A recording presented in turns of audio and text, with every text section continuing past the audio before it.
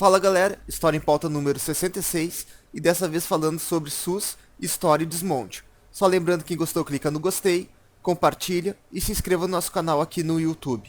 Fica agora com o vídeo.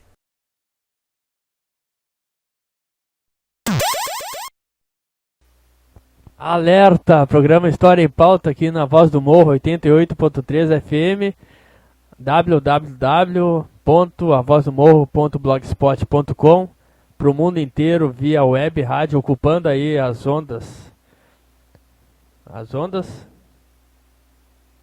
do mundo. Então estamos aqui com o colega Fábio Melo, iniciando o programa número 66, História em Pauta, pautando hoje SUS, seu histórico e o seu desmonte. Fábio Melo, dá teu oi aí para os nossos ouvintes. Oi. Obrigado, Fábio Melo, aí pelas palavras sábias aí dos nossos ouvintes. Lembrando que a gente está falando para os trabalhadores, estudantes, Morro Santana e do mundo. E além disso, nossa nova categoria de ouvintes, que são os alunos do Minervino. Que tem que ter muito carinho por todos eles e todas elas. Fábio Melo, introduz aí o nosso tema de hoje. Bom, hoje nós vamos falar sobre um tema que está aí, né, nas reivindicações populares, que é a questão da saúde pública, né? Não é esse aqui? Esse aqui é o alterado, ó. Vamos fazer a partir desse aqui, desse roteiro aqui que a gente tem. E o tema de hoje é SUS, Sistema Único de Saúde, Histórico e Desmonte. Com o convidado, que não é, por que pareça, não é meu parente. Tem certeza que não é? Tenho certeza. Mesmo tendo o mesmo nome do meu irmão, ele não é meu parente. Mas ele tem o mesmo nome que eu, também não é meu parente. Também é Rafael. Então, te apresenta aí, Rafael Melo. Então, bom dia a todas e todos. Meu nome é Rafael Melo. Então, primeiramente gostaria de agradecer o convite aqui dos companheiros aqui do programa História em Pauta. Agradecer a oportunidade aqui da Rádio Voz do Morro, né, que é uma rádio que eu sou ouvinte há algum tempo, já venho acompanhando os programas, enfim. Meu nome então é Rafael Melo, como já foi dito.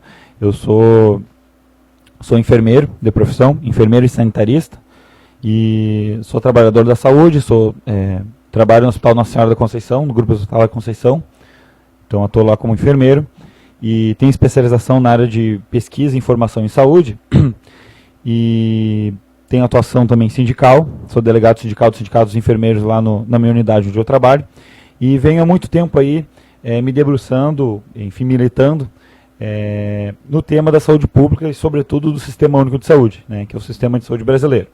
Antes de começar o programa, eu gostaria de aproveitar a oportunidade aqui, já que a gente está aqui numa rádio popular, uma rádio com bastantes ouvintes aí, para aproveitar a oportunidade, a deixa, para convidar todas as trabalhadoras e trabalhadores para o próximo dia 28.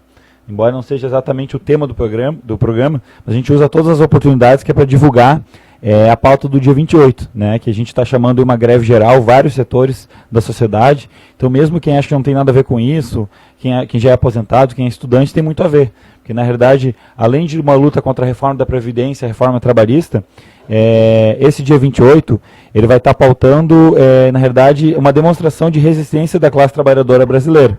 Então, é um dia muito especial para a gente mostrar a nossa força, para não deixar esse governo aí subir nas costas da gente. Então, é muito importante que todos, quem puder fazer greve, faça, não vá na padaria comprar pão, tente não pegar ônibus, né? Aí, o que eu vou ficar fazendo o dia inteiro? Vá para a rua, tenta se organizar, tenta conversar com um vizinho, tenta conversar com uma vizinha ou outra sobre a questão da reforma da Previdência. Então, já deixo esse convite e muito obrigado. É importante essa pauta do dia 28, porque só a luta transforma, né? E a partir dessa concepção de só a luta transforma, eu queria que o Freitas fizesse... não, o Rafael, que está no roteiro aqui, Rafael, né? Eu não sabia qual Rafael. Mas aproveita para falar, Rafael, já que tu é o nosso convidado, sobre o cursinho popular Minervino de Oliveira, lá em Alvorada. Então. Quais as próximas atividades que vocês estão organizando? E já informa. Opa! E o Freitas contribui também, né? Já que tu é um membro atuante também do cursinho popular. Não, na verdade, informando aos ouvintes, os dois Rafaels ou Rafaéis, não sei como é que é o correto, somos membros da equipe de organização. Então, por isso é interessante que o nosso convidado anuncie nossos ouvintes as novidades aí do cursinho Minervino. Então, na realidade, além de atuar no campo da saúde, como militante, trabalhador da saúde, usuário do SUS, na realidade a gente tem se mobilizado em vários setores, né? Então, o setor da educação popular é um setor que a gente se aproximou há pouco tempo, quando a gente vai pensar em organização popular em Alvorada. Eu sou morador de Alvorada, não falei na introdução, mas sou morador de Alvorada desde que nasci, né? Então, desde janeiro eu venho conversando com meu camarada, que é o Rafael Freitas, e a gente vem pensando algumas alternativas para a organização popular em Alvorada. Uma delas que a gente pensou, e a partir da experiência do coletivo Negro Minervinho de Oliveira, é a possibilidade de organizar alguma ação que pautasse a questão da juventude, e sobretudo da juventude pobre em Alvorada. Então a gente começou a pensar alternativas, e a partir da ideia de de um amigo nosso lá de Alvorada, que é diretor da União das Associações de Moradores, né? A gente pensou então em fazer um cursinho pré-vestibular popular, que tivesse esse viés classista, ou seja, o viés de atingir integrantes oriundos da classe trabalhadora, pessoas alvoradenses, enfim, jovens ou não tão jovens, né, mas que vissem uma possibilidade de ingressar ao nível superior, mas que em algum tempo não tinha essa possibilidade. Hoje a gente sabe que o ensino superior no Brasil ele é muito elitista ou elitizado. Então, quem não consegue pagar um cursinho pré-vestibular, ou quem não estudou numa boa escola no ensino médio, vai ter muita dificuldade para acessar o ensino superior. Então a gente começou a pensar essa alternativa, e a gente teve muita sorte de encontrar vários atores com potência social. Então hoje o cursinho é organizado por várias pessoas, assim, pessoas que se interessam pela pauta, se interessam pelo cursinho, se interessam pelo projeto, e o cursinho ele tem sido muito exitoso. Recentemente a gente fez, no dia 17, a gente fez a nossa aula inaugural. A gente está sediado lá, está ocupando o espaço do Instituto Federal de Educação, que tem sede em Alvorada, do IF Alvorada, e a gente tem sido muito exitoso até agora. Assim, a gente abriu 50 vagas e tivemos mais de 100 inscritos, e a gente conseguiu, por enquanto, atender 50 pessoas na sala, e está sendo uma turma muito boa e uma experiência muito boa. Tanto para os alunos, a gente tem percebido assim, que muitos elogios e tal, e para nós, quem atua como professor, eu no caso não atuo como professor, eu atuo na parte administrativa do cursinho, na organização, e para nós tem sido um aprendizado muito grande. Muito bacana. Explica para nós o que tu faz no cursinho. Então, na realidade, desde o começo eu venho atuando na organização do cursinho, e atualmente a gente dividiu o cursinho aí em duas, digamos assim, coordenações. Tem a parte pedagógica, que daí é os professores, o pessoal que estuda a licenciatura, o pessoal que vai dar aula no cursinho, né? E tem o pessoal que dá o apoio administrativo, né? Eu faço parte desses. Então, no teatro tem aquelas pessoas que ficam atrás, né, fazendo a cortina baixar, enfim. E a gente corre atrás de recursos, a gente organiza a parte documental. Então, para funcionar tem que ter toda uma organização por trás da cena, assim. Então eu atuo nessa parte, mas me sinto muito feliz, né, e muito entusiasmado com a nossa atuação lá no Cursinho Popular Minervinho de Oliveira, em Alvorada. Começando então a entrar diretamente na nossa pauta, colegas, melos, dois melos, um mais inteligente que o outro, um mais bonito que o outro. Então, começando a primeira conversa, a primeira pergunta aí sobre o nosso assunto. Tu participou de um debate no dia 20 de abril sobre esse mesmo tema do programa. Pode dizer para nós um pouco do que aconteceu, um pouco da conversa que aconteceu? Bom, então, que evento foi esse? Antes de iniciar na questão do evento, além de tudo isso que a gente já falou, de, enfim, me organizar o cursinho, militar na saúde, ser trabalhador de saúde, eu sou militante do Partido Comunista Brasileiro. Então, enfim, dentro do Partido Comunista Brasileiro a gente tem pensado aí a importância de debater vários temas que são muito atuais, né? Então, no último dia 20, a gente realizou uma proposta aí de uma conversa, né, uma mesa de debate sobre o tema do Sistema Único de Saúde, mas avaliando principalmente os atuais desmontes, assim, né, porque a gente tem recentemente aí uma troca de governo, né, após um processo de impeachment, né, então o que tem demonstrado aí um certo avançar no desmonte de algumas estruturas sociais, né. Não que no governo anterior isso já não vinha acontecendo em alguns elementos do Sistema Único de Saúde, mas atualmente a gente vê uma aceleração desse processo, né? Então a gente, no último dia 20, a gente fez um evento público lá na sede do Partido Comunista Brasileiro em Porto Alegre para debater exatamente a questão do Sistema Único de Saúde, um tema muito parecido com o que a gente vem debatendo aqui no programa. E, enfim, a gente tirou várias sínteses, né, e várias alternativas de que possibilidades que a gente pode ter para lutar, para se organizar, para defender o Sistema Único de Saúde. Também é necessário, mas a gente vai debater ao longo do programa, destacar também que fragilidades que esse sistema pode ter, né, e quais são as origens dessas fragilidades, né. Então foi um debate muito interessante, né. Então eu estou até com a voz meio calejada porque essa semana tem sido muito intensa e apesar de não ter exatamente nenhuma data especial nessa semana sobre o SUS, eu estou tendo a oportunidade de debater já pela terceira ou quarta vez o tema da saúde pública e do SUS. Então, que para mim é um grande prazer, que é um tema que eu gosto muito. A gente chegou... Na realidade, esse conceito de saúde, ele tem uma importância histórica no tema, na construção do Sistema Único de Saúde. Ele tem uma importância muito histórica. Esse conceito que o Rafael Freitas, eu não sei se foi ouvido o conceito, tu quer repetir? Vamos repetir que estava fora do ar ali. Estava com problemas técnicos aqui. Então, Rinis, volta aí de novo aí. A gente chegou a uma frase aí pesquisando aí pela internet sobre o SUS, e abrindo aspas aí, em 1986, durante a 8ª Conferência Nacional de Saúde, realizada em Brasília, o termo saúde foi definido como a resultante das condições de alimentação, habitação, educação, renda, meio ambiente, trabalho, transporte, emprego, lazer, liberdade, acesso e posse da terra e acesso a serviços de saúde. E a provocação que eu faço a ti e a nossos ouvintes para refletirem sobre isso será que o conceito de saúde não está cada vez mais empobrecido? O que tu acha, Melo? Na realidade, esse conceito, Freitas, ele é muito interessante. Assim, ele é um conceito que demarca historicamente a construção do Sistema Único de Saúde. Se a gente for pegar, olhar um pouco para a história da construção das políticas de saúde no Brasil, enfim, não vou entrar em grandes detalhes históricos, que não é também exatamente a questão do programa, mas a gente pode observar que, historicamente, a saúde no Brasil, as políticas de saúde no Brasil, elas foram tratadas não exatamente pensando a abordagem da qualidade da saúde ou da melhoria da saúde da população brasileira. Os autores da área do campo da saúde costumam dizer que a política de saúde no Brasil, ela começa a ser pensada com a vinda da coroa portuguesa para o Brasil. Até então, na colônia portuguesa, não se tinha a menor perspectiva de pensar aí a saúde daquela população, né? Então, com a vinda da colônia portuguesa no Brasil, para o Brasil, né, de uma forma muito quase mágica, os caras viram, olha, esse país a gente vai ter que começar a pensar aí questões sanitárias, de saneamento, de controle de endemias, enfim. A partir do século XX, então a saúde começa a ser, as políticas de saúde ou voltadas para assistência à saúde começam a ser muito pautadas pela questão previdenciária ou estão muito ligadas à prática profissional.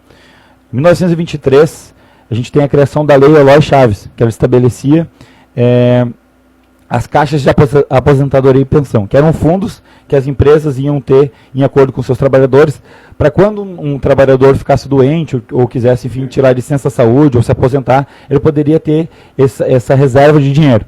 Então, veja, na realidade, o que está se pensando nessa época não é exatamente o bem-estar da população ou garantir a diminuição da mortalidade infantil, é garantir uma mão de obra saudável, né? Garantir e uso o termo mão de obra que a gente pode pejorar, mas na realidade era exatamente isso, é garantir que os trabalhadores, um trabalhador que já está treinado, não morra trabalhando. A gente sabe que nessa época aí as leis trabalhistas não eram exatamente as melhores para o trabalhador, né? Então as pessoas trabalhavam 11, 12 horas por dia, né? Então o pessoal começou a ver, olha, a gente vai ter que pensar alguma coisa para garantir aí uma sobrevivência dos trabalhadores. Então, e mais ou menos até a década de 60, 70, onde se inicia o processo da reforma sanitária, a saúde sempre teve pautada a isso, né? Na época do INAMPS, que é um sistema pré-SUS, uma forma de organização da assistência à saúde pré-SUS, quem tinha acesso à saúde era o trabalhador que tinha carteira assinada. Se a gente pensar na década de 60, 70, se hoje a gente tem uma grande crise de empregos formais no Brasil, em 1970 imaginemos que quem estava na periferia, as pessoas que moravam na periferia do Brasil, praticamente nenhuma tinha carteira assinada. Então, para tu ver a dificuldade que as pessoas tinham em acessar qualquer sistema público de saúde. Também é importante destacar que até a criação do SUS, assistência à saúde, ela não era papel do Ministério da Saúde. O Ministério da Saúde se responsabilizava por campanhas, por exemplo, campanhas de vacinação, por expedições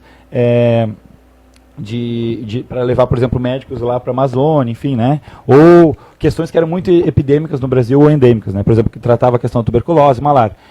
Então, até a criação do SUS, o acesso, digamos assim, o acesso ao médico, o acesso ao serviço de saúde, era uma questão da Previdência Social, a partir do INAMPS, com a contribuição dos trabalhadores, né? O INAMPS contratava médicos próprios ou contratava instituições particulares que iam atender pessoas a partir do sistema INAMPS.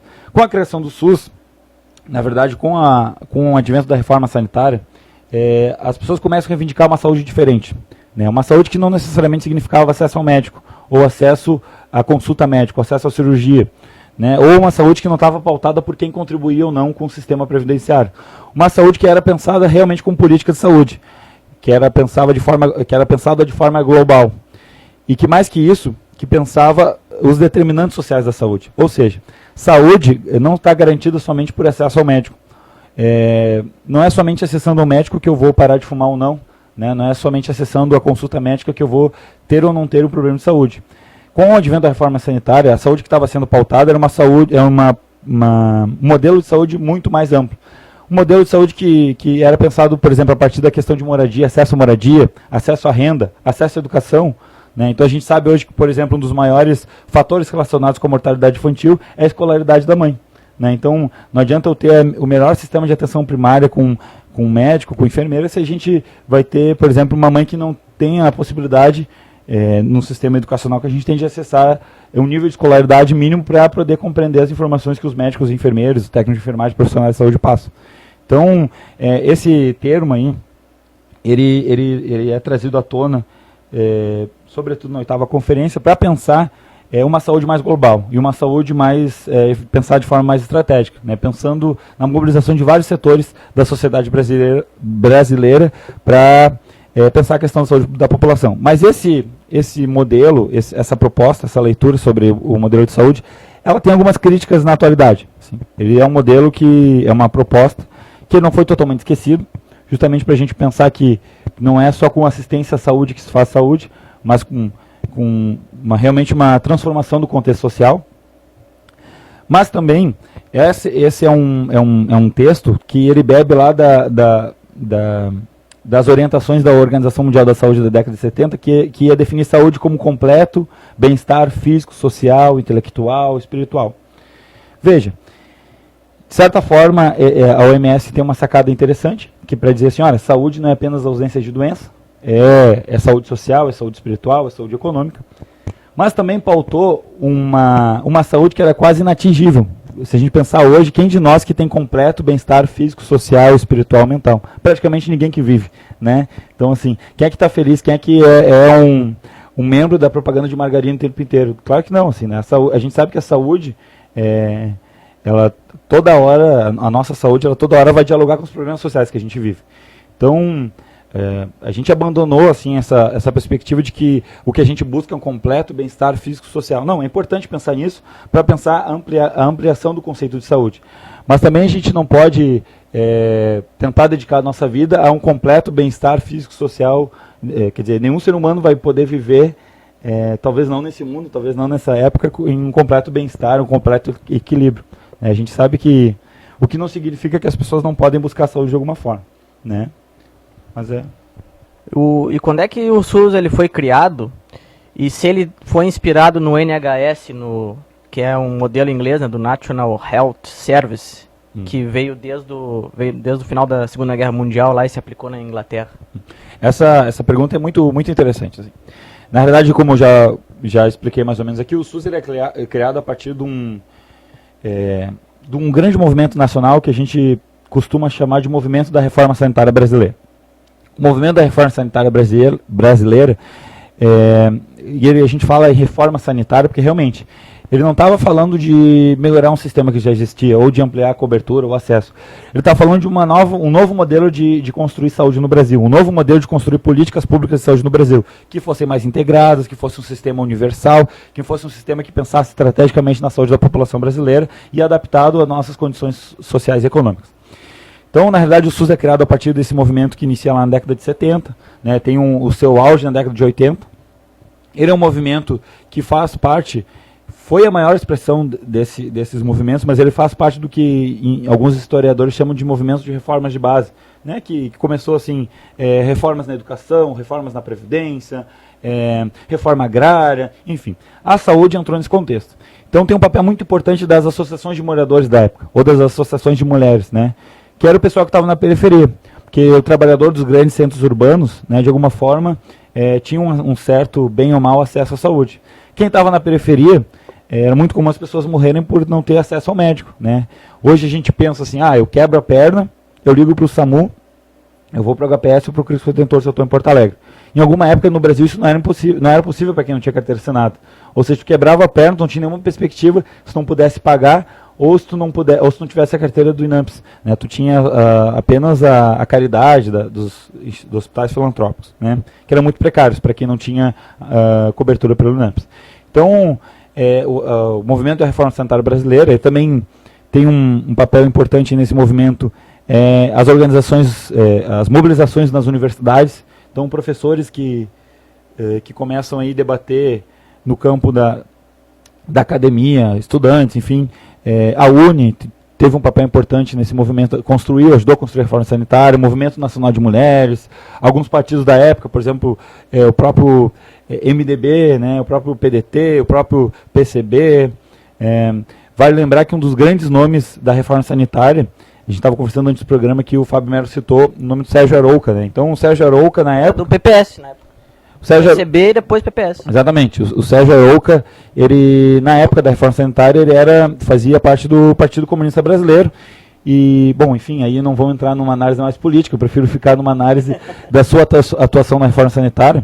Isso tudo porque o Sérgio Arouca depois ele migra para o PPS, né? E era um dos apoiadores aí do Roberto Freire, né? E hoje a gente sabe onde está o PPS, mas não é o tema do programa. Mas o Sérgio Arouca, ele tem grandes produções teóricas e inclusive ele é a pessoa que vai fazer a fala de abertura da 8ª conferência, que é a conferência nacional que vai dar os nortes para a criação do Sistema Único de Saúde. Então todo esse movimento da década de 70, ele não vem do nada, ele não nasce exatamente somente no Brasil, né? A reforma sanitária ocorreu em vários países. Vários países começaram a repensar o seu modelo de saúde. A reforma sanitária italiana foi muito importante para a experiência da reforma sanitária brasileira. E o Fábio pergunta aqui do sistema de saúde inglês, né, que é conhecido como NHS. Na realidade, o sistema de saúde inglês, ele nasce aí na... A Margaret Thatcher tentou desmontar ele e não conseguiu. Exatamente. Por pressão dos trabalhadores. Exatamente. Então, na realidade, o Sistema Nacional de Saúde inglês, ele é um dos sistemas que a gente chama, embora... tem alguma discussão se o NHS é realmente tão universal, e depois a gente pode entrar no que é um sistema universal de saúde, mas o NHS ele surge com um levante dos estados de bem-estar social no mundo, né? Depois os colegas aqui que são historiadores podem até dar uma fala sobre isso, talvez, mas na realidade ele vai surgir com a ascensão de vários sistemas desse tipo no mundo, sistemas de saúde desse tipo no mundo. Por exemplo, o sistema canadense, o próprio sistema brasileiro, o próprio sistema cubano, né? Enfim, a gente pode citar vários sistemas que têm um caráter universal, que é para entender a saúde como direito e um papel fundamental do Estado como regulador da saúde e como promotor da saúde para as populações. Então, tem uma questão muito interessante, que na realidade o Fábio citou aqui, que ele surge aí após a Segunda Guerra Mundial, né? E tem na realidade, assim, os caras estão indo lá lutar na guerra pela tua nação, o que a nação está me dando, né? O que a nação vai dar para os operários? E um sistema forte de saúde, a garantia de acesso à saúde foi uma grande promessa para os trabalhadores que foram lutar na guerra. Quando vocês voltarem, a gente vai ter uma nova Inglaterra, um novo sistema aqui. Mas tem alguns historiadores mais, digamos assim, de viés socialista que defendem muito que, na realidade, os sistemas universais da Europa, eles surgem de alguma forma como resposta ao levante soviético que acontecia no mundo. na realidade, muito antes do sistema inglês, né, que é um dos sistemas que a gente mais estuda no campo da saúde, a União Soviética já propunha uma coisa que era muito interessante, que era muito nova no mundo. Por exemplo, que era o acesso universal para qualquer trabalhador, porque no contexto soviético, né, tu ter ou não ter carteira assinada não te fazia menos ou maior ou menor detentor de direito de acesso à saúde. Então a União Soviética começa, muito no início, muito num período pós-revolucionário, pensar a perspectiva de acesso universal à saúde. Então pensar em médicos de bairro, né, a União Soviética tinha um fator muito interessante, que era os médicos de fábricas, né. Então as fábricas estatais tinham um médico. A grande maioria das fábricas, ou a maior parte, ou quase todas as fábricas, tinham um médico que cuidava da saúde, que fazia não só médico do trabalho, mas fazia atenção primária dentro da fábrica. Cuidava do que as pessoas comiam, cuidava no sentido da orientação sobre saúde, sobre alimentação, já dentro da fábrica, pensando a fábrica ou o local de trabalho como um espaço potente. Então os caras começaram a ver, olha, a gente está aqui no mundo capitalista, e do outro lado do mundo ali, parece que o pessoal está, né, os trabalhadores começaram, o movimento operário inglês começou a questionar isso, olha, né, o que está acontecendo? Né, vocês são contra lá a organização da União Soviética, perdão, desculpa. Mas o pessoal está tendo acesso à universidade, o pessoal está diminuindo a mortalidade infantil, o pessoal está tendo acesso a médico, a hospital. Tem um outro ponto muito interessante, que é um dado histórico que pouca gente conhece, que hoje o movimento feminista, ele debate a questão da legalização do aborto, e não só o movimento feminista, muitos movimentos classistas, enfim, debatem essa pauta. Já no início da década de 30, o sistema de saúde soviético ele já garantia, por exemplo, o direito ao aborto. E não só o direito ao aborto como responsabilidade das mulheres, você pode abortar se quiser. Tinha inclusive setores do hospital e clínicas que estavam pensadas para dar uma assistência qualificada às mulheres que quisessem abortar ou não.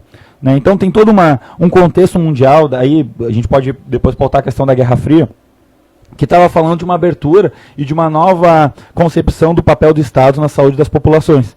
Né? Então o sistema inglês ele nasce um pouco disso, assim, né? Ele nasce um pouco dessa mudança de paradigma internacional, assim, de qual era o papel do Estado. Se era só regulador ou realmente proponente de políticas sociais. E o Fábio citou bem que, na verdade, e depois a gente vai ver aqui na questão do SUS, mas o sistema inglês, ele não é necessariamente, assim, ele é muito defendido pelos trabalhadores, mas ele não é necessariamente defendido por todos os governos que passaram pela história da Inglaterra, né? Vários governos já tentaram desmontar, ou desqualificar, ou mudar um pouco do seu perfil, né? Hoje, o sistema inglês, muito recentemente, ele sofreu algumas modificações, né? Então hoje já tem vários procedimentos que o usuário, como a gente chama, né, o usuário do sistema tem que copagar, ou seja, alguns procedimentos que a pessoa vai ter que tirar dinheiro do bolso para também pagar. Ele também, como eu falei, não é um sistema totalmente universal e tem uma cobertura integral como o SUS, por exemplo, já tem procedimentos de altíssima complexidade que há uma coparticipação do usuário no sistema inglês. Né? Mas mesmo assim ele é um sistema que tem bons resultados, assim, né? Mas a gente também não pode, outro ponto interessante do sistema inglês, que ele não é assim uma unanimidade em todo o território inglês, assim como o SUS, né? Vários analistas têm apontado que há vários sistemas ingleses de saúde, né? É diferente se tu mora em Londres, o teu acesso ao serviço de saúde, como se tu mora na periferia da própria Londres mesmo. Tem, por exemplo, coeficiente de mortalidade infantil chega a variar de 10 pontos do centro da Inglaterra ao interior da Inglaterra, ou as áreas os bairros mais operários da Inglaterra, né? Então ele é um sistema muito interessante, mas ele não necessariamente, assim, tem vários desafios, assim como o SUS, né? E falando um pouco sobre esse desafio do SUS, quais são os limites desse sistema brasileiro? Olha, o SUS, ele tem...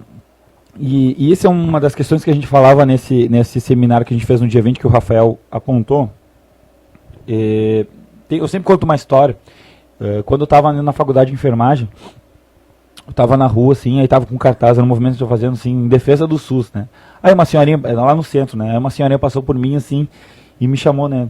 E eu, pois não, o que a senhora quer? Meu filho, o que você está fazendo defendendo o SUS? Eu falei muito esperto, né? Porque assim, minha senhora, mas é o nosso sistema e tal. Eu digo, que nosso sistema, meu filho? Se quando tinha o INAMPS, eu tinha carteirinha do INAMPS, às vezes eu conseguia médico para outro dia. Agora no SUS, eu tô há, não sei, 7 anos, 6 anos, esperando uma consulta com um ortopedista. Que SUS é esse que vocês estão defendendo? realmente a senhorinha tinha razão, né? E às vezes parece meio abstrato, para a população em geral quando a gente vai defender o SUS, né? O SUS hoje é um sistema que tem vários desafios, né? Isso a gente não nega, quem defende o SUS não nega. Mas quando a gente está falando em defender o SUS, a gente está falando, e alguns autores falam em defender o SUS legal, ou o SUS que está na lei, a gente está falando em defender um sistema universal, defender a saúde como um direito, defender um sistema de saúde que não segregue quem tem carteira assinada ou quem não tem, ou quem contribui mais e quem contribui menos. A gente está falando de um sistema, de uma saúde como um direito universal, um direito do ser humano, né? Que todo ser humano tem que ter direito a ter saúde, que o Estado tem que ter um papel central para regular as questões sociais que vão influenciar na nossa saúde. Mas, obviamente, o SUS... inclusive a gente pode fazer uma comparação com o sistema inglês, né, que o Fábio citou bem. O SUS, desde o princípio, ele foi alvejado por vários governos neoliberais, né? A gente não deve esquecer que desde a Constituição de 88, o Brasil, com maior ou menor papel do Estado, ele sempre foi uma nação capitalista, né? Sempre foi um país que ou aplicou intensificamente as orientações do fundo do FMI, ou de alguma forma namorou com elas, né? Não teve, por mais progressista ou de esquerda que tenha sido o governo que ascendeu na presidência do país, a gente nunca deixou de ser um país que dialogou com o grande capital, né? E o SUS, obviamente, com uma política pública, ela não foi imune a isso, assim, né? Então eu sempre cito, assim, tem artigos da Constituição que vão estabelecer aí o SUS, né, da Constituição de 88, e tem as leis 8080 e 8.142, que a gente chama de leis orgânicas da saúde, que vão estabelecer mais adiante o funcionamento prático desse sistema. Vale citar que as leis 8080 e 8.142, elas são de 1990, né, e que, se a gente lembrar bem quem era o presidente nessa época, era o nosso querido, se eu não estou enganado, o Collor, né? Então... inclusive é ele que assina a promulgação dessas leis, né? Então eu sempre sugiro, sempre a quem está estudando o SUS, é interessante ler a lei 8080, ela tem várias questões que até tu pergunta assim, mas que país é esse, né, que está escrito aqui, né? Isso não acontece na prática. Mas é mais importante ainda ler os vetos que aconteceram na lei. Porque o Collor ele faz vários vetos importantes na lei 8080, que hoje seriam práticas que seriam interessantes para a consolidação do SUS. Tem um ponto extremamente importante, que isso está lá na Constituição, e isso é um destaque importante de se fazer, que a gente fala assim, tu usa o SUS, né? A gente pergunta, tu usa o SUS, tu é usuário do SUS. Na realidade, todos nós somos usuários do SUS. O SUS, ele é um sistema amplo que vai controlar tanto a possibilidade do SUS, ou vai controlar, ou vai realmente efetivar a atenção pública à saúde, quanto deveria ter o papel de controlar o subsistema privado. Então, na realidade, não há essa diferença entre SUS e saúde privada. Na realidade, conforme a Constituição, a saúde privada deveria também ser regulada pelo sistema de saúde, tanto do ponto de vista de qualidade da assistência, quanto do ponto de vista de monopólio ou não monopólio, de prestação de serviço. Mas o que a gente vê na prática hoje é que, na realidade, há um enfraquecimento grande do Estado, do papel do Estado, e há uma ascensão muito grande do sistema privado na prestação de serviços da saúde brasileira. Hoje a maior parte do atendimento público de saúde é comprado, o Estado compra serviços privados de saúde. Tem outra questão muito importante quando a gente vai debater os desafios e limites do SUS, é a questão do financiamento, que pouca gente fala nisso, assim, né? Na realidade, o que se faz hoje com tanto de financiamento estritamente público que tem no SUS é quase um milagre. Comparado com países, por exemplo, da América do Sul, aqui, o nosso vizinho Uruguai, que tem um sistema que, inclusive, não é necessariamente universal, é um sistema de seguro social, né? O Uruguai investe um percentual do PIB que é maior que o Brasil, que se propõe a fazer um sistema universal de saúde. Então, hoje, se fala em torno de 7% do PIB aplicado na saúde, mas os pesquisadores da saúde vão falar que, na realidade, essencialmente para a aplicação de serviços públicos de saúde, gira em torno de 4% a 5%. Né? Então, a gente hoje tem um déficit de financiamento, e por que não falar um déficit gerencial? Né? Porque se eu sou, por exemplo... Um grande exemplo desse déficit gerencial, desse problema de gestão do SUS, é o nosso atual ministro da Saúde. Desde 2013 a gente não tinha um ministro da Saúde que pelo menos tivesse alguma formação técnica da área da saúde. O nosso atual ministro da Saúde, ele teve a sua campanha basicamente financiada por como que fala, por lobby. pelo lobby do sistema privado de saúde, por convênios de saúde. As grandes empresas de convênios de saúde foram os que financiaram o atual ministro da Saúde. Se eu sou defendido, ou se eu defendo o lobby da saúde privada, tu acha que eu vou querer qualificar um sistema público estatal? Eu quero cada vez mais enfraquecer, né? Então, por exemplo, lá em São Paulo, o Dória trouxe aí como uma grande solução a contratação de clínicas privadas para acabar com a fila de exames, né? A gente sabe que, bom, na realidade, ele está botando dinheiro público como lucro na mão de clínicas privadas. Ele poderia pegar esse dinheiro e aplicar para a construção de clínicas públicas, né? Mas não faz. Ele prefere contratar quem financiou a campanha dele. Cara, tu pegou um gancho interessante na explanação aí. E eu queria colocar assim, para o pessoal que está acompanhando ali pelo evento no Facebook. Eu disponibilizei ali um material antigo do meu próprio blog, ali, ouvindo a rádio pelo blog, eu acabei me lembrando, que é o SUS, Políticas Públicas de Saúde no Brasil, que é um filme bem interessante para quem está querendo se inteirar, saber como foi o início do processo e como é que se dá, né, a construção desse sistema, né, e por que se deve se defender. Mas, partindo daí, indo para um pouco mais além, essa questão do financiamento, né? Acho que ali desde o princípio, né, a questão do SUS é a defesa de um sistema universal de saúde. Só que esse sistema por si só ele não vai garantir, né? O que vai garantir é o investimento nesse sistema. E o Rafael é bem feliz nessa colocação quando fala na questão dos agentes por trás do gerenciamento, né? A gente pega aqui agora a exemplo aqui, citou o PPS ali logo atrás na conversa. Hoje nós temos um relator, né, de uma reforma da Previdência que foi financiado por empresas como a Bradesco, Previdência Privada, por exemplo. Esses caras estão fazendo uma reforma para quem? Assim como a gente sabe que tem um lobby fortíssimo, que é financiado por empresas de saúde privada. Para eles não interessa um sistema público que funcione. Por isso que a gente vai ver ali governo nenhum investindo aquilo que prega a Constituição na saúde. E quando investe o mínimo, eles ainda dividem entre a saúde pública e a saúde privada. A gente recebe empresas privadas que recebem financiamento público, sim. E ganham duas vezes, né? Porque eles recebem esse financiamento e ainda cobram pelo serviço. Por enquanto é essa colocação. Uma excelente colocação assim, do Rodrigo. Na verdade, é bem isso. Assim, como eu falei, desde a criação do SUS, o SUS ele não foi exatamente como todo o direito amplo da população, assim, ele é num contexto de disputa, né? Então, em alguns pontos o SUS teve que ceder ou não ceder, o pessoal da reforma sanitária teve que ceder ou não ceder para os governos, enfim, políticos da época, assim como funciona a grande maioria de tomadas de direitos na democracia burguesa. Na realidade é isso, assim, o SUS ele tem aspectos importantes do ponto de vista legal, mas ele deixou algumas questões pendentes, assim, o pessoal da reforma sanitária, como, por exemplo, a questão do financiamento, né? A Constituição e nem a Lei 8080, nem a 8.142, ou tinham e foram vetados, estabeleceram critérios claros de qual o papel do governo federal para financiar o SUS. Né? Atualmente a gente teve uma luta muito recente de falar em 15%, depois 12%, depois 10%, né? Falando assim de 15% do PIB da nação devidamente investido na saúde pública. Isso aumentar em milhões, assim, o que hoje investe na saúde. Só que nenhum governo aceitou, assim, né?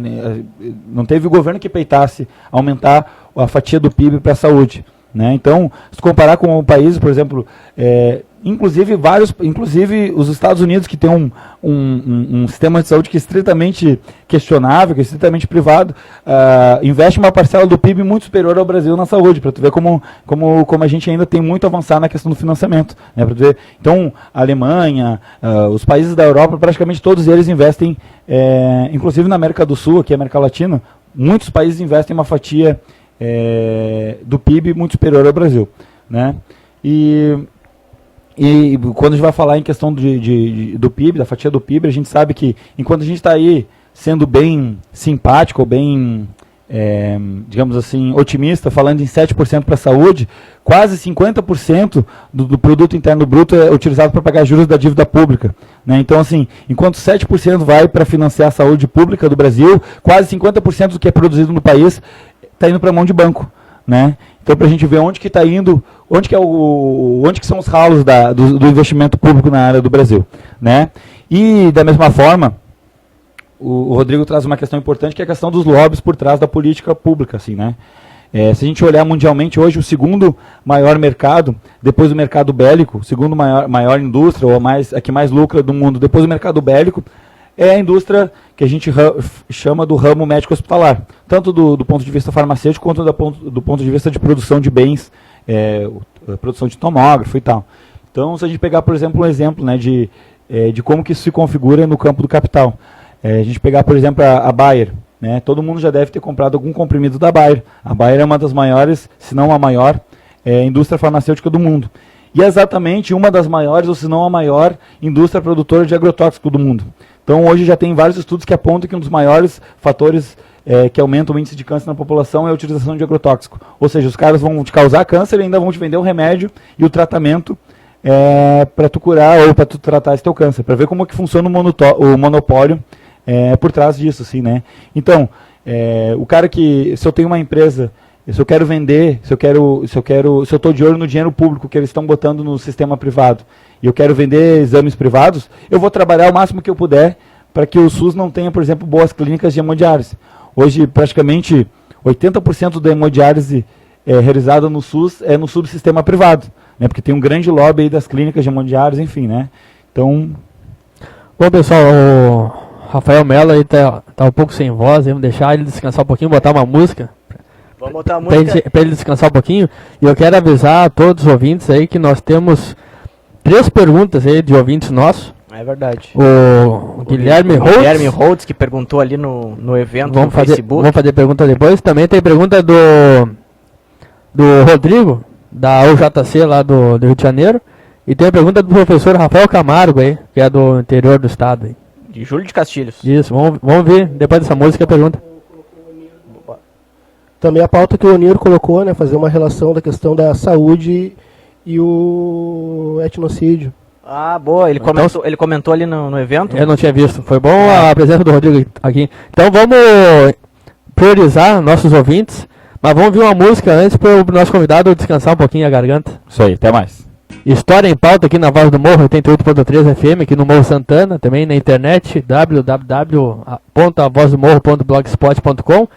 Programa História em Pauta número 66, com um grande camarada, companheiro, colega, amigo aí, e conterrâneo da terra alvoradense, Rafael Mello, que não é parente do Fábio Mello, falando sobre o SUS, histórico e desmonte. A gente ouviu uma música aí, pedido do Rafael Mello aí, Mundo Rural. 2 músicas do Mundo Rural, né? Ouvimos primeiro o Poder Popular, depois da América. Uma banda bem underground. Estamos aqui vamos fazer as perguntas dos nossos ouvintes, começar aí com a pergunta do Onir, aí o companheiro Rodrigo vai fazer para nós. Buenas, o companheiro Onir Araújo, né, da Frente Quilombola, pediu aí que o convidado de hoje discorresse um pouco sobre a questão da saúde e eugenia. Eu acho que também podemos estender a discussão aí para os debatedores. Hein? Primeiramente, agradeço aí a participação do companheiro Onir, que é um companheiro de lutas aí, é muito importante aí para o cenário da luta negra em Porto Alegre, Rio Grande do Sul, no Brasil, enfim. Agradeço também aí a possibilidade de escolher uma 2 músicas aí, que é uma banda bem interessante, né, para a gente sair um pouco aí das mesmas bandas de sempre, né, então acho que é interessante a gente conhecer algum som diferente. Então, o tema que o Onir traz, que o companheiro traz para o debate, ele é extremamente interessante. Assim. Na realidade, ele conversa um pouco com aquilo que a gente iniciou falando no programa, que é a questão de que saúde que a gente está falando, assim, e que modelo de saúde que a gente está propondo. Primeiro que é para falar o seguinte, olha, promover saúde para a população não é exatamente só tu garantir posto de saúde, tu garantir pílula anticoncepcional, tu garantir hospital, tu garantir exame.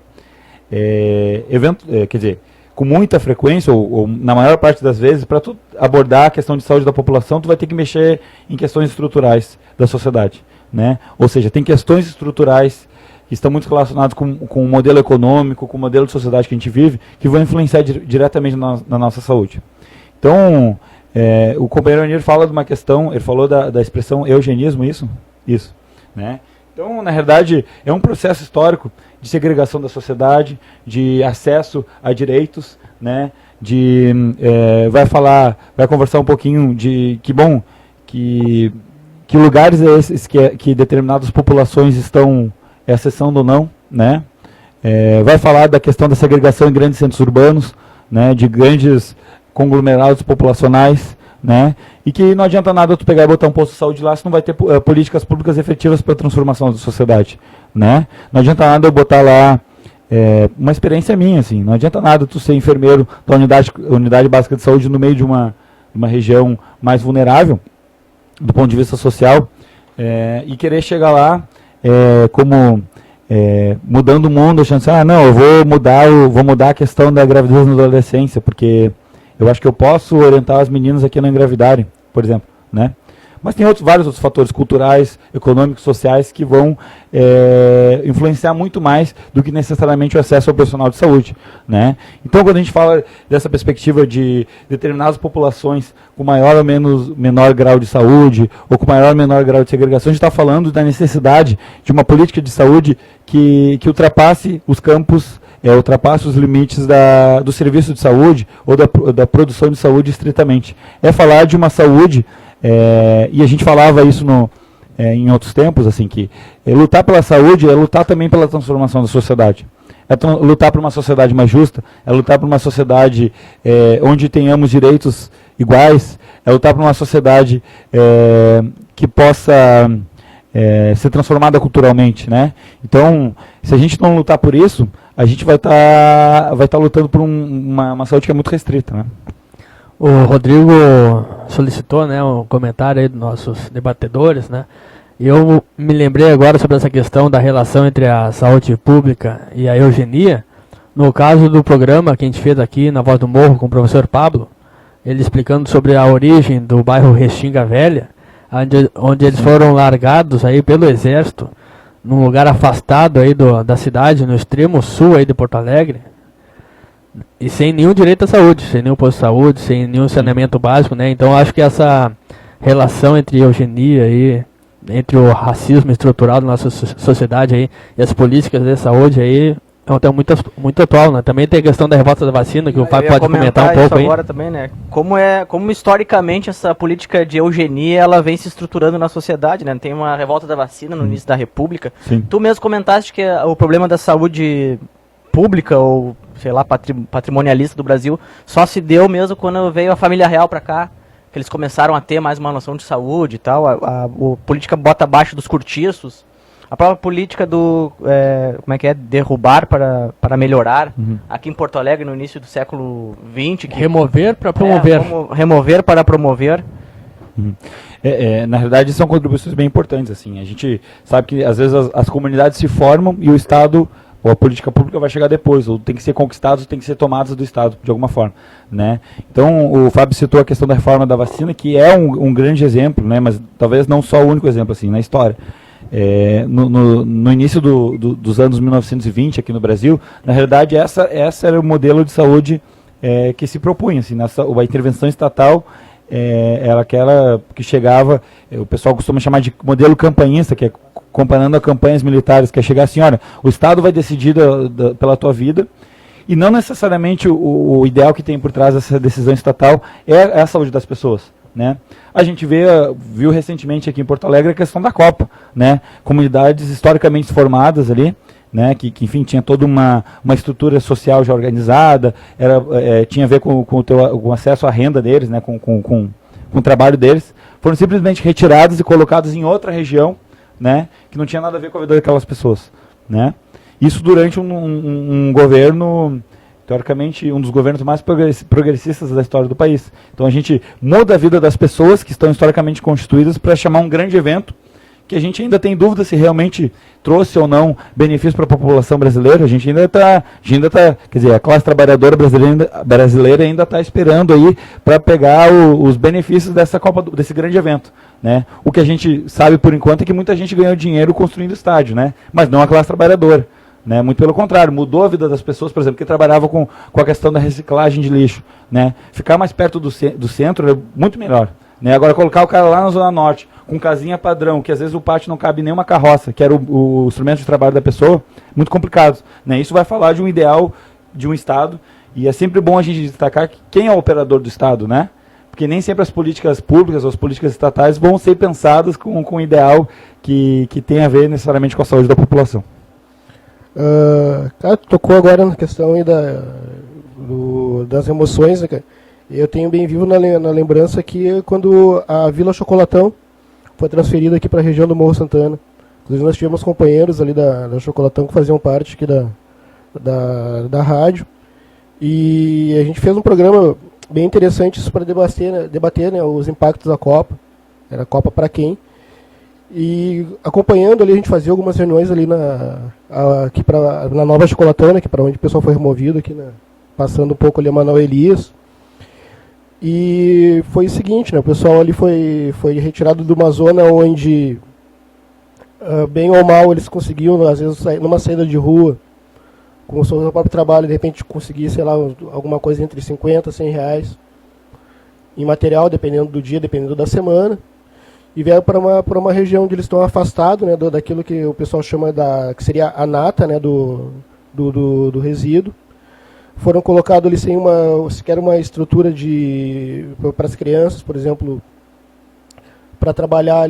Se eles tiverem que ir para o centro, de irem para longe, vão ter que deixar as crianças sozinhas, não tinha uma creche, não tinham informações, alguns sequer sobre os serviços públicos que eram acessíveis. Aqui não tinha, em qual posto de saúde eu vou me cadastrar, em que escola que eu vou deixar meu filho.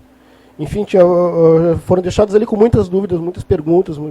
E a questão da casinha padrão, né? As casinhas padrão com o pátio para frente, se não me falha a memória, que eu acho que é algo entre 1 metro por 3, se tem 1 metro para frente, assim, um espacinho ínfimo.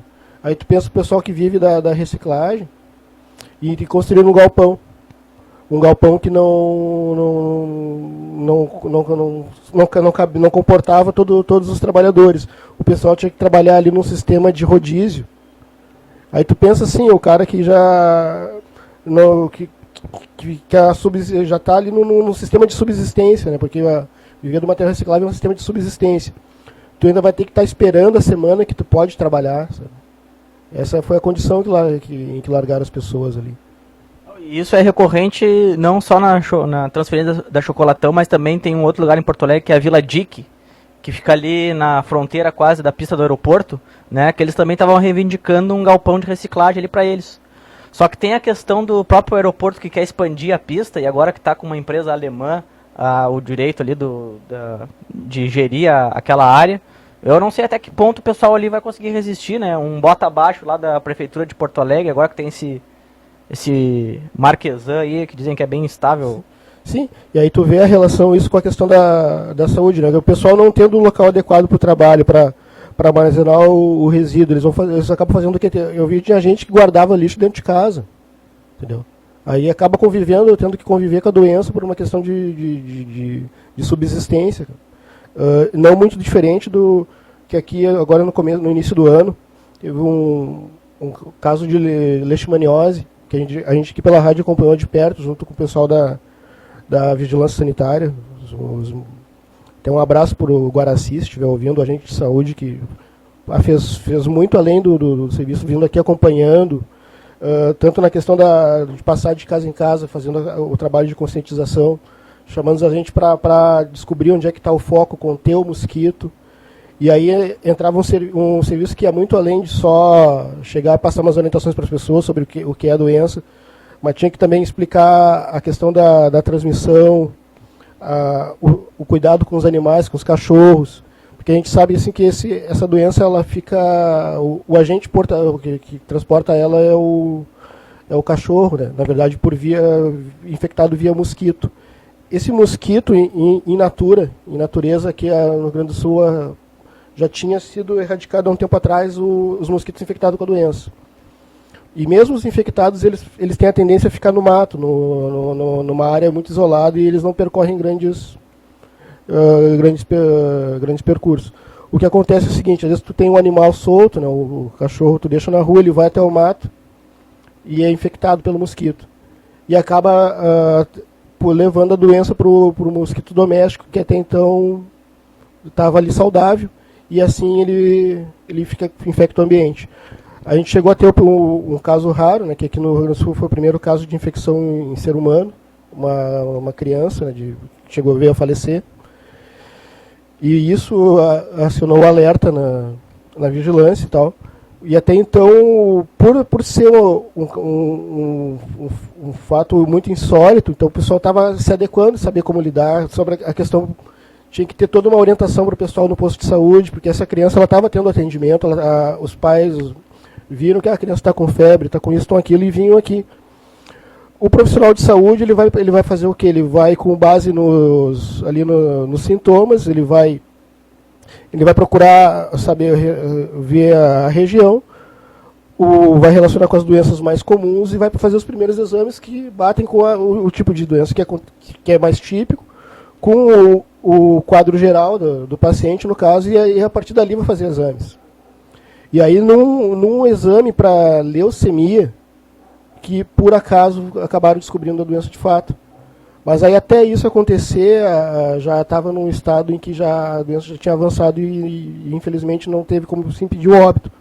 Mas a partir desses dados, aí tu já teve todo um processo de orientação também dos profissionais de saúde, para saber que aqui no Morro Santana é uma região onde tem esse alerta, ou então saber orientar tanto os profissionais, orientar os moradores que surgiu esses tais sintomas. É bom tu já chegar no posto de saúde, dizer onde tu mora e dizer o que tem ocorrido aqui. Então a questão da saúde, ela passa por uma questão muito mais complexa, como bem disse o Rafael, do que só simplesmente disponibilizar o posto. É todo um trabalho também social, inclusive de reeducação. Outro fator, por exemplo, as pessoas, os moradores, muitos criam animais em casa. Porco, galinha. E conversando com o Guaraci, como agente de saúde, ele dizia, o poder público não pode lá simplesmente chegar e proibir essas pessoas de terem esses animais, porque elas dependem disso para viver. O papel deles ali seria o quê? Seria passar informação adequada de como, de retenção de dano, né? de como poder manter esses animais e impedir que se alastre a doença, fazendo um trabalho de conscientização, tentando humanizar o máximo possível, né, a questão da intervenção do poder público na vida dessas pessoas. Exatamente isso. Para não acontecer o que aconteceu no Rio de Janeiro, na revolta da vacina. Não, e o que o Rodrigo traz, só ainda trabalhando um pouco no tema, é extremamente interessante. Assim. Então, para pensar o quanto que algumas questões sociais vão ter relação com a saúde das pessoas. Então, por exemplo, mudando de norte aqui assim um pouco, mas ainda dentro do contexto social. Quando um cara, por exemplo, como o Bolsonaro, fala que a mulher deve ganhar menos porque trabalha menos ou porque produz menos, isso está diretamente relacionado com o direito da mulher, por exemplo, a ter 6 meses de licença maternidade. Aí vocês vão pensar assim, tá, mas o que isso exatamente tem a ver com a saúde? Né? Ou como que a fala que o Bolsonaro vai falar vai impactar? Bom, a gente está falando de um certo, quase que a possibilidade de estabelecer, ou já estabelecer, de um certo machismo, né, que vai influenciar inclusive no acesso ao emprego das mulheres. Da mesma forma, vai dificultar o acesso a esses direitos. A gente sabe que, embora tenha a possibilidade das empresas cederem 6 meses de licença, não é todas as empresas que são obrigadas a cederem 6 meses de licença. E tem uma questão super importante, que hoje, em Porto Alegre, principalmente, mas no Brasil inteiro, a gente tem a gente tem uma epidemia de anemia ferropriva em crianças com menos de 2 anos. Significa o quê? Que isso está em quase 50%, ou seja, 50%, ou metade das crianças com menos de 2 anos hoje no Brasil vão ter anemia provavelmente por uma alimentação inadequada. E isso vai ter várias repercussões na sua vida, inclusive intelectuais, enfim. Né? Um dos maiores fatores que podem contribuir para a diminuição da anemia ferropriva, por exemplo, é o cuidado em casa. Ou cuidado materno, cuidado paterno, né? E quando um cara pronuncia publicamente que as mulheres devem ganhar menos, ou a desempregabilidade feminina se justifica porque elas tiram licença, porque elas têm filho, porque elas produzem menos, isso está diretamente relacionado com a questão da mortalidade infantil ou com a saúde das crianças brasileiras. Então, é importante destacar, quando alguém faz um pronunciamento desse, a pessoa é corresponsável pela anemia das crianças brasileiras, né? Então são questões que parecem não estarem ligadas, mas estão estritamente ligadas, né? Tanto a questão da eugenia, a questão do machismo, a questão do racismo, né? Bom, que tem muita gente que acaba ou se faz de inocente, negando a questão do racismo institucional no Brasil. O Brasil é sim um país racista e está comprovado que negros, e sobretudo jovens negros, têm uma mortalidade muito superior, por exemplo, na questão de violência. Né? Se pegar, por exemplo, morte por arma de fogo, o jovem negro com certeza é o campeão dessa epidemia. Né? E as pessoas tendem a negar um pouco isso. Assim. Então é extremamente importante o debate. Ainda trazendo essa questão, essa contradição, na verdade, entre Estado liberal brasileiro e um sistema público de saúde via próprio Estado, nós temos uma contribuição de alguns companheiros de grupo de estudos que fizeram perguntas via o chat do WhatsApp e pelo Facebook também, lá no evento, no próprio evento, né, e no grupo de estudos do Facebook. E um desses companheiros que contribuiu foi o Guilherme Holtz, que ele é estudante de psicologia aqui de Porto Alegre, e ele fez a seguinte pergunta para ti, Rafael.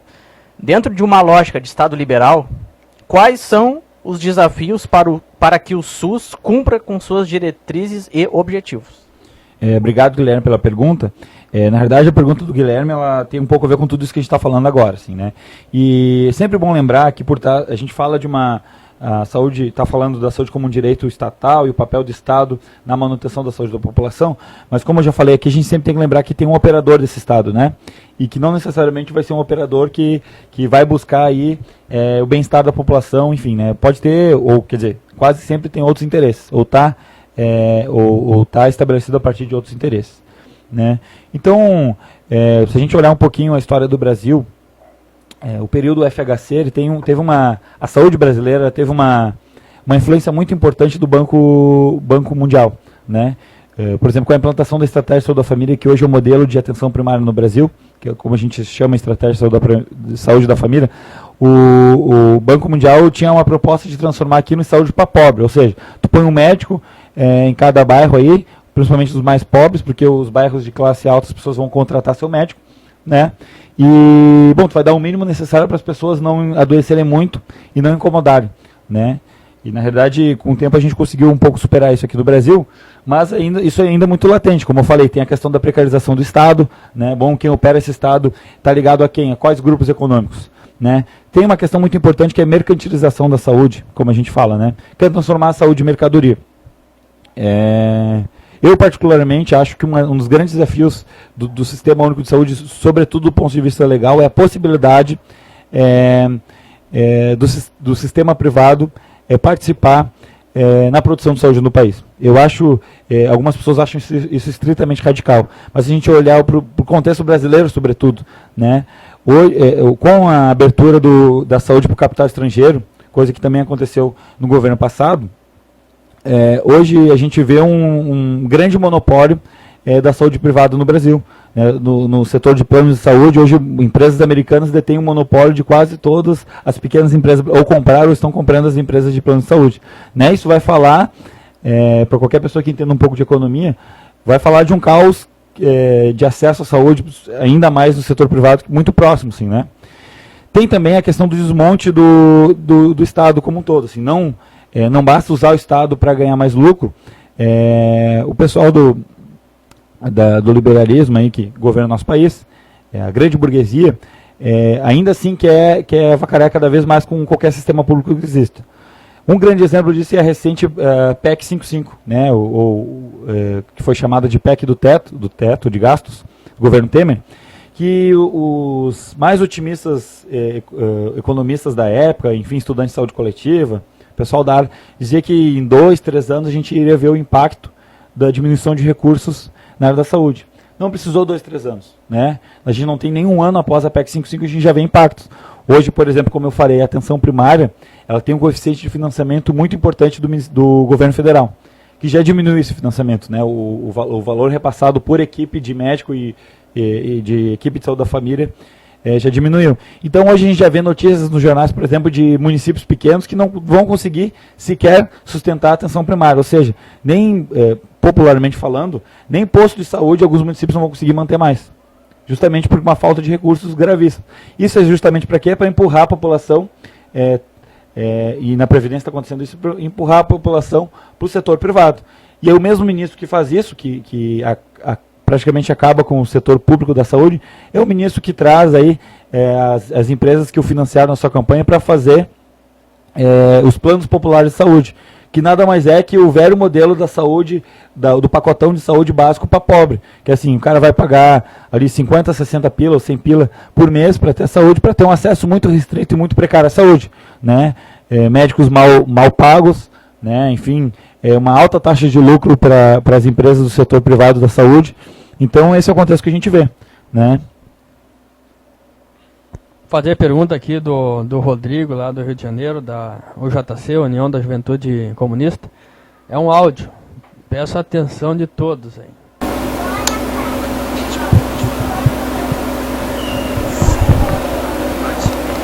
Na saúde, ela envolve debate sobre melhoria na educação, porque se precisamos de médicos qualificados no SUS, também precisamos formar mais médicos.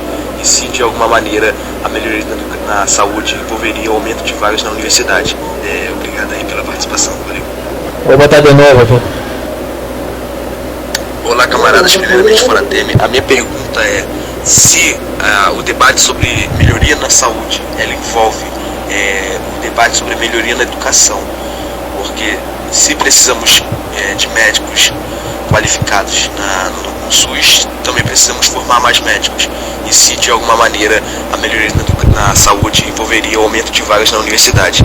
Obrigado aí pela... Eu vou repetir a pergunta dele, ele tenta relacionar a questão de melhoria da saúde com a melhoria da formação de médicos, né?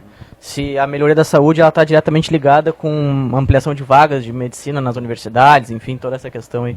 O que tu pode falar sobre isso? Rodrigo, né? Um grande abraço para o camarada Rodrigo aí, muito legal assim, ver gente da UJC participando, né? Minha escola política foi a União da Juventude Comunista, eu fico muito feliz de conversar com o camarada lá do Rio de Janeiro. Rodrigo, sim, na realidade a gente tem o tema da educação e formação médica, é um tema que é estritamente importante para todos os sistemas de saúde, né? Por mais que a gente fale em multiprofissionalidade, eu sou enfermeiro, não sou médico, mas o modelo de saúde que a gente aplica no Brasil, que foi estabelecido no Brasil, é um modelo médico-centrado, né? Por mais que a gente faça vários debates e tente fazer ações para mudar isso, é o que temos e o que a gente está tentando mudar um pouco. Quando foi concebido o Sistema Único de Saúde, isso lá na Constituição, no texto constitucional, ele já falava que o SUS deveria ser ordenador da formação dos profissionais da saúde, o que não acontece na prática. Ou seja, teoricamente os profissionais da saúde, qualquer profissional formado no Brasil deveria estar formado para trabalhar no SUS. O que a gente vê na prática, bom, e aí conversa um pouco com a pergunta anterior, que no Brasil, sobretudo, as pessoas não são formadas para trabalhar no SUS, né, e sobretudo na carreira médica, tem ainda um grande expoente do ideal liberal por trás, né? Pessoas entram na faculdade de medicina, às vezes nem necessariamente porque querem ser médicos, mas porque é uma profissão, das profissões assalariadas, talvez a que melhor pague, né? Então, tem um componente muito importante. As pessoas já entram na carreira não pensando exatamente no que vão fazer, mas no dinheiro que vão ganhar, enfim. A gente tem realmente aí um grande déficit de formação de médicos, embora a categoria médica discorde um pouco disso, e quando eu falo categoria eu estou falando aí de grupos que tentam fazer reserva de mercado, grupos que trabalham aí pelo monopólio, né, enfim, mas tem vários estudos que só comparar relação médico-usuário do sistema, o Brasil perde para vários países do mundo, né? A gente tem nossa relação de médico-pacientes comparado com outros sistemas de saúde no mundo já comprovou que a gente precisa formar mais médicos, né? Mas, mais além de formar médicos, é importante formar com qualidade, né?